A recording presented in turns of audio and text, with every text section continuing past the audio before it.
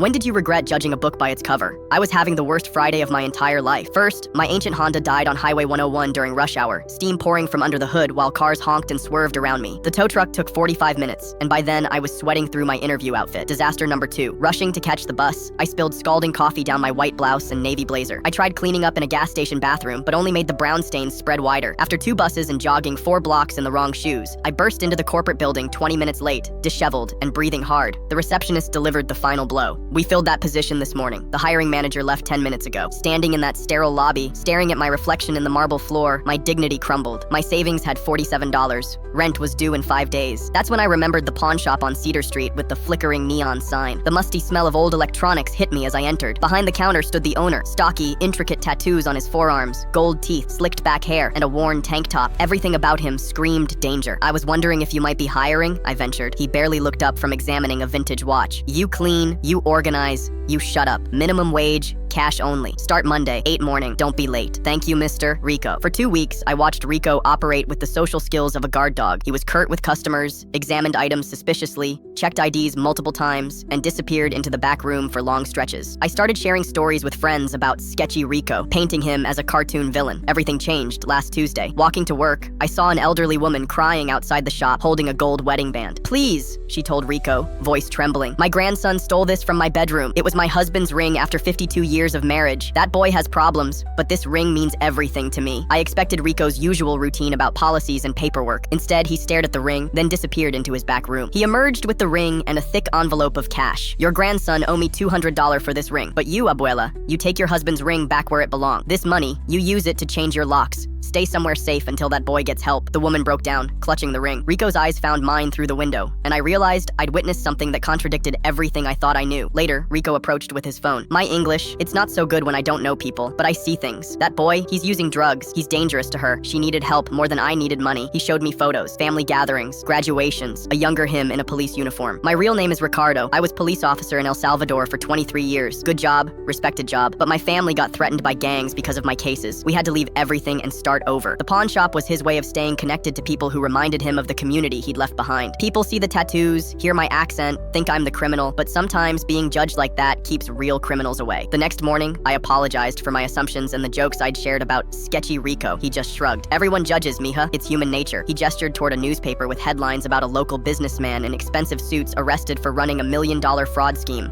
I learned something important as police. The people who look dangerous are often the safest ones you'll meet, and the people who look safe, clean, respectable, those are the ones you really need to watch.